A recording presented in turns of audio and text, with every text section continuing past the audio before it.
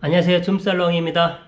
이번 강좌는 작업한 이미지를 저장하는 방법에 대해서 살펴보도록 하겠습니다. JPG나 GIF, PNG 파일과 같은 결과 파일로도 저장을 해야 되겠지만 수정 작업을 위해서 원본 파일로도 따로 저장을 해야 되는 그러한 이유에 대해서 이번 강좌를 통해서 이해가 되실 것 같습니다. 자, 바로 강의 시작할게요.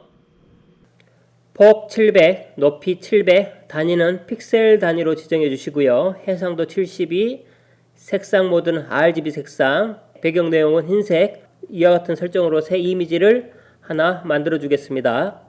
제작, 정경색을 클릭하고 색상 피커를 연 다음에 파란색 계열을 지정해 주도록 하겠습니다. 이와 같은 색상으로 지정해 주도록 하겠습니다.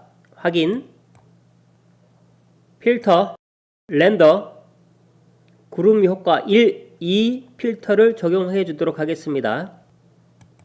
전경색과 배경색이 무작위로 혼합이 돼서 마치 구름처럼 만들어주는 느낌, 그러한 필터 기능입니다. 도구 패널에서 도형이나 모양을 만들어줄 수 있는 패밀리가 있는데요. 이 부분이죠. 이 부분 쿡 누르면 패밀리가 나오죠.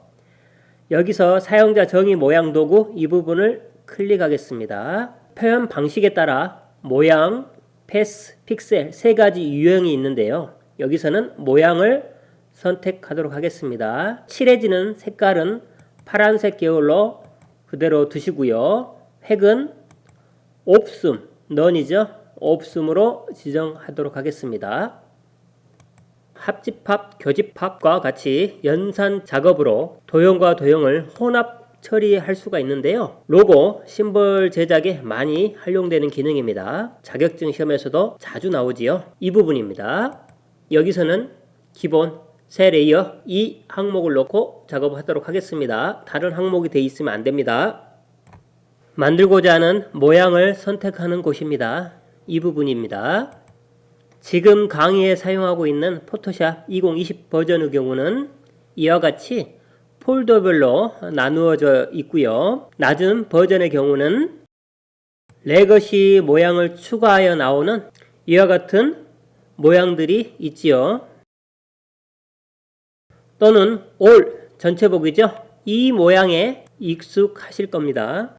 버전에 따라 조금 달라진 부분이기 때문에 모양 도구에 대한 자세한 내용은 다음 강좌에서 자세히 분석하도록 하겠고요. 여기서는 아무거나 하나 골라주시면 되겠습니다. 저는 보트, 그리고 이때쯤에서 클릭, 드래그해서 보트 모양 이미지 하나를 만들어 주도록 하겠습니다. 모양 도구로 만들어주는 이미지들은 자동으로 이와 같이 레이어가 만들어지게 됩니다. 이동 도구를 이용해서 위치를 적절하게 배치시켜 주시고요. 글자 하나를 입력하기 위해서 도구 패널에서 T 모양 문자 도구죠. 문자 도구를 선택하시고요. 입력될 글자 모양 글꼴이죠. 글꼴 하나를 골라주도록 하겠습니다. 어레이얼 서체입니다. 영문 글꼴에서 많이 사용되고 있는 폰트지요. 지금은 어레이얼 볼드 정도 주셔서 두께입니다. 주시고 크기는 적절하게 30피트 포인트 단위입니다. 주시고 중앙 정렬 체크해서 클릭한 지점부터 중앙으로 글자가 입력되도록 하겠습니다. 클릭. 대충 아무 글자는 하나 입력하시고요. 확인 누르겠습니다. 글자 색을 좀 바꿔줄까요? 흰색 계열로 바꿀까요? 그리고 바뀌지 않지요. 현재 커서가 깜빡깜빡 거리는 다음부터 바뀌겠지요. 확인을 누른 다음에 그 다음에 글자를 흰색으로 바꾸시면 전체가 글자 색깔이 바뀌게 되는 겁니다. 너무 글자가 작은가요? 글자 크기를 조절해 주셔도 되고요. 컨트롤 T 우리 한번 써본 적 있지요? 그리고 크기를 키워주시면 됩니다. 중심을 기준으로 크기를 키우기 위해서 Alt키를 살짝 눌러주시면 이와 같이 중심을 기준으로 글자 크기가 커지는 겁니다. 이 정도로 글자 크기를 키우도록 하겠습니다. 확인. 모양 도구와 마찬가지로 문자를 입력하게 되면 이와 같이 자동으로 레이어가 추가가 되는 겁니다. 앞 강좌에서 배운 일반 레이어와 달리 레이어 미리 보기 썸네일 부분이죠. 이 부분을 보시게 되면은 T 모양이나 이러한 조절점 모양과 같은 기호가 붙어 있지요. 일반 레이어와 그 성질이 조금 다른데요. 대표적으로 확대 축소에도 화질 손상이 없는 장점이 있지만 브러쉬 도구 사용이나 색상 작업 등 또는 일부 필터 작업 등 작업에 제약이 따르는 단점도 있습니다. 이러한 부분은 다음 강좌를 통해서 꼼꼼히 살펴보도록 하겠습니다. 지금까지 작업한 내역을 살펴보도록 하겠습니다. 창 메뉴에서 작업 내역 이 패널을 꺼내놓고 확인해 보시면 되겠지요. 제 경우는 작업 영역 밖으로 지금 꺼내져 있는 상태지요. 여기 있네요. 이와 같은 작업으로 이와 같은 결과를 만들었네요. 지금까지 결과를 이제 저장해 보도록 하겠습니다. 저장하는 방법 또는 반대로 불러오는 방법, 이와 같은 명령들은 모두 파일 메뉴에서 관리를 하지요. 파일 메뉴 들어가셔서 저장하는 방법들 몇 가지가 있지요. 저장 또는 다른 이름으로 저장, 이 두 개의 명령들이 대표적인 거고요. 또 특정한 목적에 맞는 파일을 생성하기 위해서 내보내기, 이 부분에서 웹용으로 저장한다든가 또는 내보내기 형식, 이 명령을 통해서도 저장을 좀 더 세밀하게 해줄 수도 있습니다. 이러한 부분들은 차근차근 살펴보도록 하겠고요. 지금은 다른 이름으로 저장, 이 명령을 클릭하겠습니다. 물론 한 번도 저장이 되지 않은 상태이기 때문에 저장하고 다른 이름으로 저장에는 차이점이 없습니다. 클라우드 문서의 저장, 이 부분을 클릭해서 저장하게 되면은 어도비사에서 할당받은 일정 공간 내에다가 저장을 하는 거죠. 즉 오프라인 데스크탑이 아닌 온라인상에 저장이 되는 겁니다. 이런 경우는 하나의 작업물을 올려놓고 여러 그룹으로 묶여있는 사용자들이 각각 컴퓨터에서 다운을 받아서 작업을 하고 다시 또 공유하는 그러한 공동 작업에서 장점이 있겠지요. 또는 컴퓨터나 휴대폰 같은 서로 다른 기기 간의 자료 공유, 이런 부분에서도 장점이 있겠지요. 지금은 내 컴퓨터에 저장 클릭, 저장될 폴더를 골라주시고요. 제목 이름 바꿔주시면 되겠죠. 기본 제목은 새로 만들기 했을 때 나온 그 이름이지요. 여기다가 원본이라는 이름을 주도록 하겠습니다. 파일 형식은 여러 가지가 있는데요. 지금은 비교를 해보기 위해서 포토샵 PSD 파일로 저장해 주도록 하겠습니다. 저장, 확인, 저장이 되었습니다. X 버튼을 눌러서 이미지를 닫고요. 저장한 이미지를 다시 불러오도록 하겠습니다. 파일, 열기, 여기 있지요. 원본, 열기. 자, PSD 파일로 저장한 결과는 모든 레이어 상태가 그대로 보존이 되는 겁니다. 언제든지 우리가 다시 글자를 바꾼다든가 색을 바꾼다든가 이미지를 추가한다든가 수정 작업을 할 수가 있는 거지요. 그렇지만 이전 강좌에서도 설명을 한번 드린 적이 있지요. 작업 내역 상태를 보시면 작업의 내역 그 상태는 모두 지워지고 다시 연 상태부터 기록이 되는 겁니다. 작업 내역은 절대 저장되지 않습니다. 계속해서 다시 한번 저장하도록 하겠습니다. 파일, 이제 한번 저장을 했기 때문에 저장과 다른 이름으로 저장은 조금 다릅니다. 저장은 업데이트라는 개념, 덮어 씌우는 개념이고요. 다른 이름으로 저장은 별도 파일로 저장할 수가 있다는 부분입니다. 다른 이름을 저장 눌러주시고요. 내 컴퓨터에 저장 눌러주도록 하겠습니다.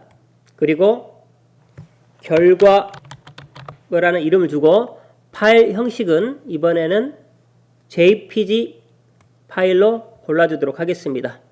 저장 JPG 압축 옵션인데요. 이 부분은 따로 설명하도록 하겠고요. 지금은 최대 값으로 올려주도록 하겠습니다. 확인! 현재 이 파일은 원본 파일이죠. X 눌러서 닫아주겠습니다. 원본 파일은 처음 저장한 상태 그대로 유지하기 위해서 아니오 버튼을 눌러주도록 하겠습니다. 이제 저장한 파일, 결과 파일을 불러와 보도록 하겠습니다. 파일, 열기 또는 이 바탕을 두 번 클릭하면 빠르게 열 수가 있지요. 따닥. 그리고 결과지요. 결과 JPG 파일을 열기 눌러주겠습니다. 역시 작업 내역도 기록이 안되지만 레이어 상태가 모두 배경으로 통합된 상태로 불러와지게 되는 겁니다. 즉 PSD 파일을 제외하고 나머지 파일들은 레이어를 기록하지 않습니다. 수정 작업을 하는 원본 파일이 아니라 최종 결과 파일로 보시면 되겠습니다. 이와 같이 우리가 어떠한 작업을 할 때는 항상 원본 파일과 결과 파일을 따로따로 분리해서 저장하는 습관을 들여주셔야 수정 작업할 때는 원본 파일을 열어서 수정 작업을 하게 되는 거고요. 최종 결과는 결과 파일을 사용해 주셔야 되겠죠. 예를 들어서 인터넷이나 어떠한 블로그 상에 이미지를 올릴 때 PSD 파일을 올리시면 안 되지요. 화면상에 나타나지 않습니다. 또 인쇄를 하기 위해서 인쇄소로 파일을 보낼 때 PSD 파일로 보내면 업체 측에서 뭘 하지요. 본인들이 그것을 합치는 작업을 또 해야 되기 때문에 귀찮겠지요. X를 눌러 닫기 하시고요. 다시 한번 열기를 눌러서 원본 이 파일을 열도록 하겠습니다. 레이어가 다 유지되어 있는 상태지요. 불투명도를 한번 조절해 볼까요? 자, 글자 부분이 투명해지죠. 이렇게 칠 부분도 한번 조절해 보겠습니다. 어때요? 여러분 차이를 찾으셨나요? 어떤 차이가 있는지? 두 개의 차이는 전혀 없습니다. 글자 레이어 부분, 이 빈 공간을 더블 클릭해 주시거나 또는 여기 있죠? FX 이 부분을 클릭해서 여러가지 레이어에다가 어떠한 스타일을 적용해 줄 수가 있는데요. 지금은 단순하게 획이라는 스타일 한번 적용해 보도록 하겠습니다. 획. 자, 획은 테두리를 주는 스타일인데요. 색상 테스트 삼아서 아무 색이나 한번 지정해 주도록 하겠습니다. 확인. 테두리 두께, 그 테두리가 안쪽으로 지금 두께가 들어갔기 때문에 칠 부분, 색 부분을 다 가려버렸죠. 위치를 바깥쪽으로 주겠습니다. 바깥쪽으로 테두리가 지금 칠만큼 들어가 있는 상태고요. 테두리 색 다시 바꿔줄 수도 있습니다. 그림자도 한번 적용해 볼까요? 드랍 섀도우 이 글자 부분을 클릭해서 그림자 스타일도 한번 적용해 주도록 하겠습니다. 거리, 얼마만큼 그림자를 떨어뜨릴 거냐, 빛의 방향 보통 120 정도 주시면 무난할 것 같습니다. 크기, 뿌옇게 그림자를 퍼지게 해주는 기능이죠. 레이어 스타일과 관련된 부분은 아주 많이 사용되기 때문에 따로 한번 꼼꼼히 살펴보도록 하고요. 지금 이 정도만 주고 확인 눌러주겠습니다. 자, 이번에 다시 한번 불투명도를 조절해 보겠습니다.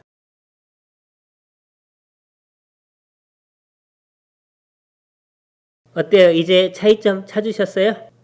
불투명도는 그 레이어 전체를 다 불투명하게 또는 투명하게 바꾸는 것이고요. 7은 그 레이어에 들어간 효과 또는 레이어 스타일이죠. 그러한 효과는 그대로 두고 칠해진 색만 투명하게 바꾸는 기능입니다. 그 차이점 이해 가셨지요? 계속해서 다시 한번 저장해 보도록 할까요? 파일, 다른 이름으로 저장. 이번에는 클라우드의 문서에 저장 눌러 보겠습니다. 이러한 이름으로 저장, 여기 보시면 확장자 모양도 좀 다르지요. X를 눌러서 닫겠습니다. 제가 이제 다른 컴퓨터에서 앉아서 작업을 한다고 가정하시고 파일, 열기. 자, 어때요? 클라우드 문서가 바로 열어졌죠? 물론 그러한 그룹이 미리 설정이 돼 있어야 되겠지요.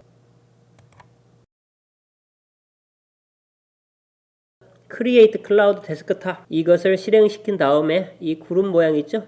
구름을 클릭하시고 제게 할당된 용량도 확인해 볼 수가 있지요. Create Cloud Web 클릭, 클라우드 문서를 클릭해서 들어가시면 여기에 이와 같이 저장된 것을 확인해 볼 수도 있습니다.